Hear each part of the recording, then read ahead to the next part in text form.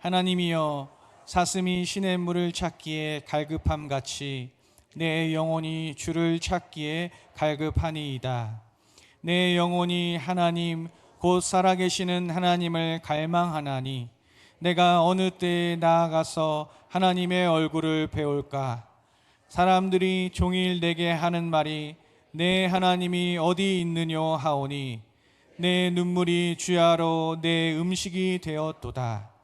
내가 전에 성의를 지키는 무리와 동행하여 기쁨과 감사의 소리를 내며 그들을 하나님의 집으로 인도하였더니 이제 이 일을 기억하고 내 마음이 상하는도다. 내 영혼아, 내가 어찌하여 낙심하며 어찌하여 내 속에서 불안해하는가? 너는 하나님께 소망을 두라.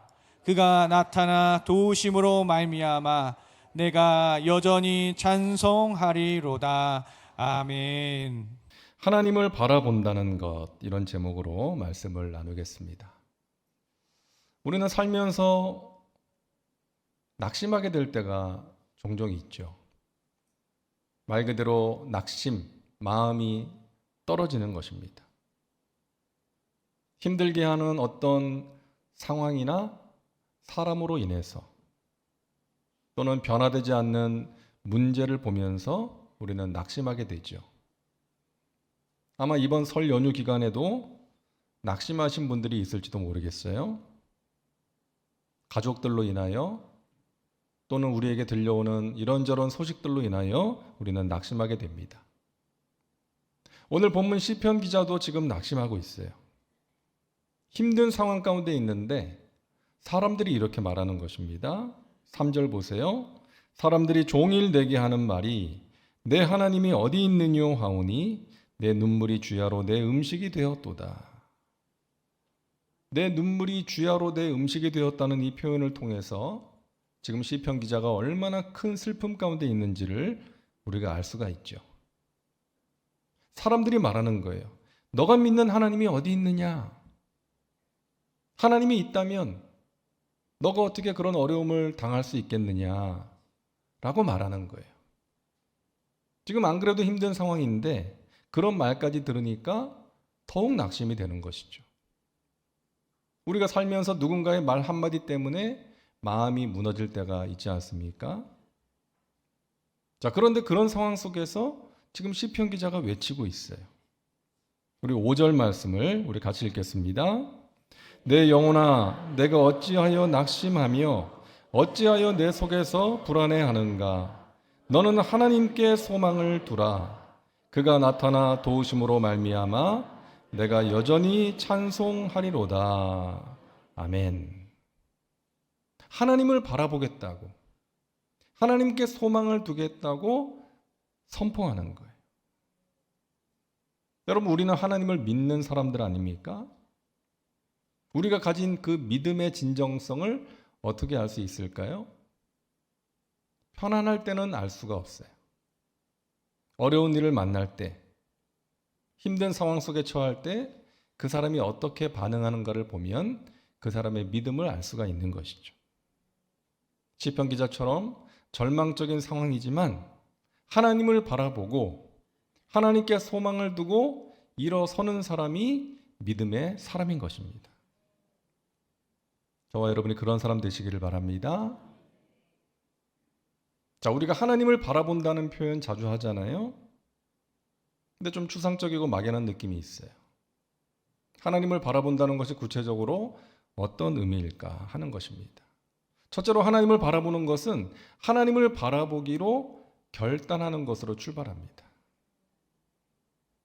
하나님을 바라보기로 결단하는 거예요. 자, 시편 기자는 암울한 상황 속에서 사람들의 말 때문에 더욱 낙심이 되었지만 자기 자신에게 선포하는 거예요. 하나님을 바라보라. 하나님께 소망을 두라. 자신의 암울한 상황 바라보지 않고 지금도 살아계셔서 나와 함께 하시고 나를 도와주시는 하나님을 바라보겠다는 거예요. 사람들의 말에 예민하게 반응하지 않고 하나님의 말씀을 붙들겠다는 것입니다. 스스로에게 선포하고 결단하고 있는 거예요. 여러분들이 사랑하시는 다윗을 보세요. 아무 잘못도 없는데 사울 왕이 자신을 죽이려고 합니다. 여러분, 얼마나 억울하고 원통한 상황이에요? 한 나라의 왕이 죄가 없는 자신을 죽이려고 합니다. 얼마나 위급한 상황입니까? 그래서 그 사울 왕의 추격을 피해서 다윗이 동굴 속에 숨어서 지낼 때가 있었잖아요. 그런데 그때 이런 고백을 해요. 시편 57편을 보면 다윗이 이런 고백을 합니다. 나의 대적들 때문에 내가 지금 너무나 원통하고 억울하지만 나는 이대로 무너지지 않을 것입니다. 내 마음이 확정되었고 확정되었사오니 내가 주님을 찬양합니다. 한번 따라할까요? 내 마음이 확정되었고 확정되었사오니 내가 주님을 찬양합니다. 여러분, 다윗이 어려움을 이겨낼 수 있었던 것은 그의 마음이 하나님을 향했기 때문이에요. 그러했기에 마음이 확정되었고 확정되었던 것입니다. 하나님이 그렇게 해주신 거예요. 낙심이 찾아올 때 낙심할 수밖에 없는 상황 가운데 갇혀 있는 것이 아니라, 그 상황 가운데 함몰되어 있는 것이 아니라 하나님을 바라보기로 결단하는 거예요. 마음을 확정하고 또 확정하는 것입니다. 이것이 낙심을 이길 수 있는 출발인 거예요. 영국을 대표하는 역사가이자 비평가였던 토마스 칼라일이 오랜 세월 준비한 프랑스 혁명사의 초고를 수년에 걸친 지필로 완성하게 됩니다. 그리고 그 원고를 자신의 절친한 친구인 존 스튜어트 밀에게 보내서 감수를 해달라고 요청을 해요. 자네 한번 내 원고를 읽어주게. 그리고 좀 바로잡아야 될 부분이 있으면 바로잡아주게. 그래서 친구한테 원고를 보냈어요. 근데 며칠 뒤에 이 친구인 밀이 사색이 된 채 찾아와서 이 칼라일에게 충격적인 소식을 전합니다. 이 프랑스 혁명사의 그 원고가 불에 타버렸다는 거예요. 자초지종을 들어보니까 친구의 원고를 밤새 읽다가 잠이 들었어요. 그 손에서 떨어져서 바닥에 떨어진 거예요. 근데 다음날 아침에 집안 청소를 하던 하녀가 쓰레기라고 생각해서 불쏘시개로 태워버린 거예요.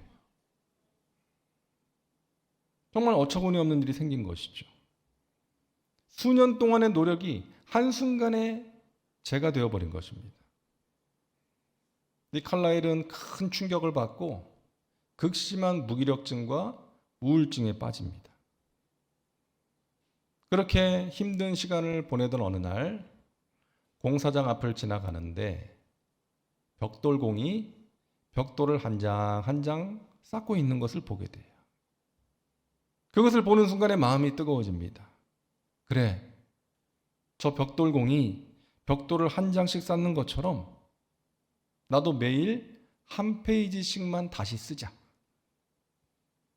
그렇게 해서 2년 동안 하루에 한 페이지씩을 쓰게 된 거예요. 그래서 더욱더 보완된 내용으로 자신의 대표작이 된 프랑스 혁명사를 완성하게 됩니다.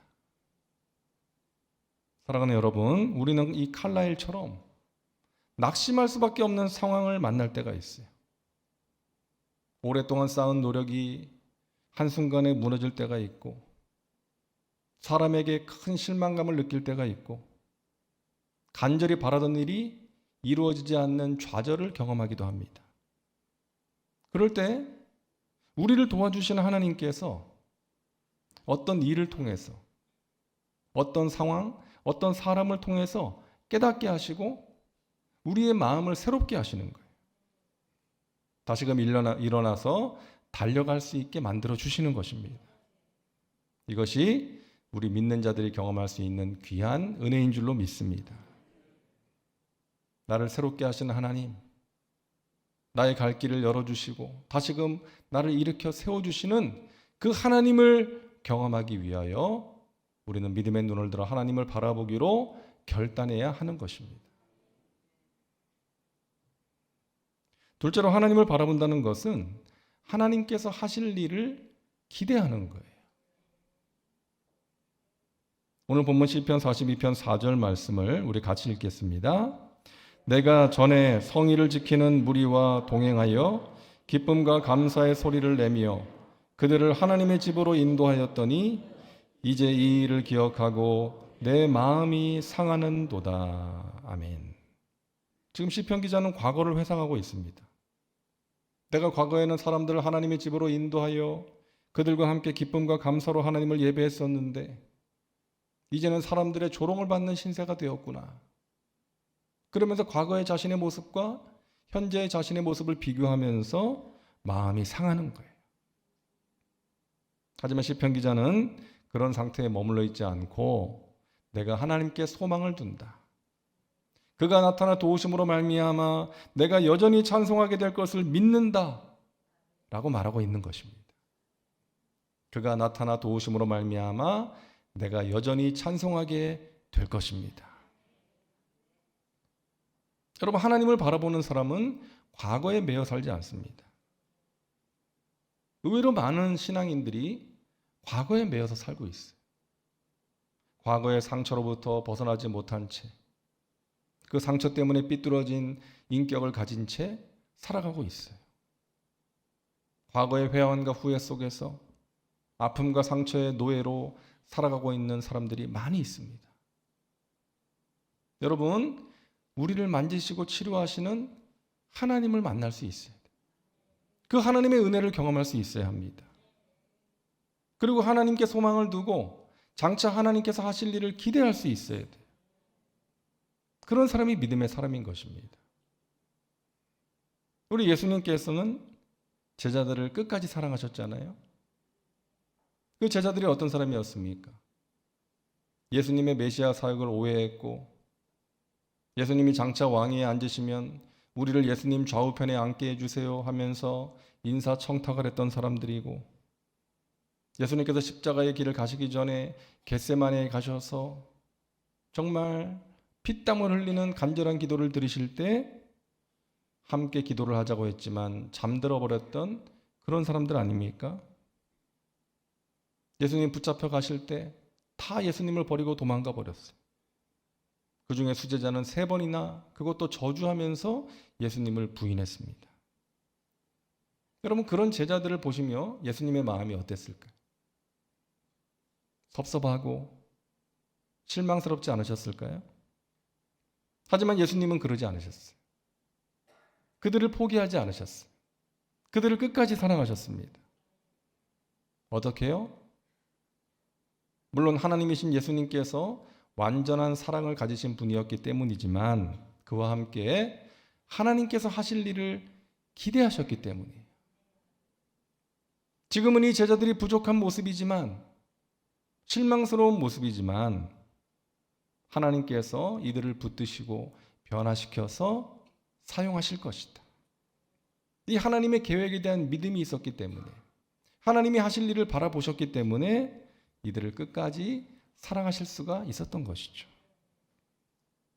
결국 그 제자들이 성령 받고 나서 놀라운 일을 하지 않았습니까?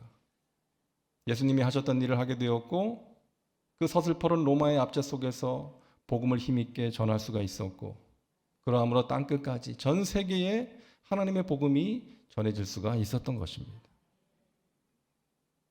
여러분, 하나님을 바라본다는 것은 하나님이 하실 일을 기대하는 거예요.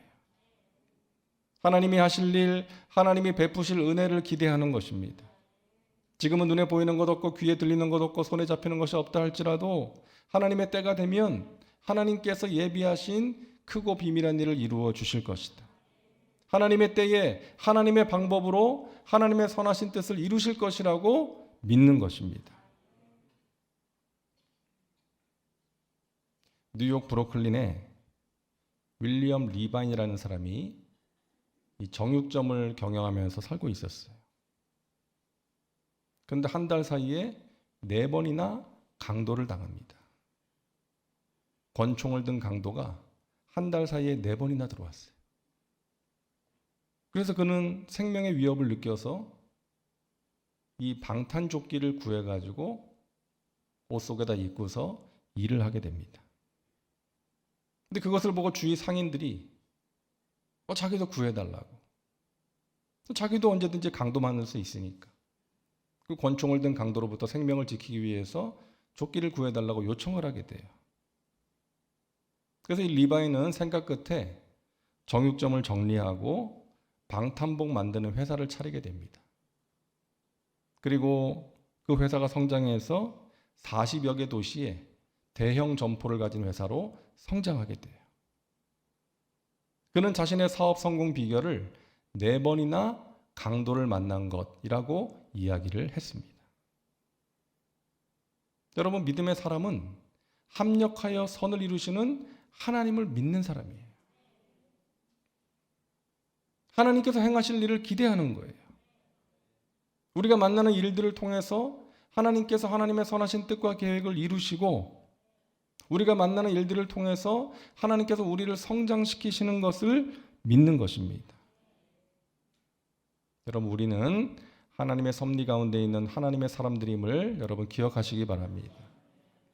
우리가 만나는 일들, 우리의 머리로 다 이해할 수는 없지만 어떤 상황 속에서도 하나님 살아계시고 하나님의 선하신 뜻과 계획을 이루고 계신다는 믿음을 가지시기를 주님의 이름으로 축원합니다. 그런 사람이 하나님을 바라보는 사람이에요. 셋째로, 하나님을 바라본다는 것은 전능하신 하나님께 기도하는 것입니다. 오늘 8절, 시편 42장 8절을 같이 읽습니다. 낮에는 야훼께서 그의 인자하심을 베푸시고 밤에는 그의 찬송이 내게 있어 생명의 하나님께 기도하리로다. 아멘. 하나님께 소망을 두는 사람은 기도합니다. 하나님이 행하실 일을 기대하며 기도합니다.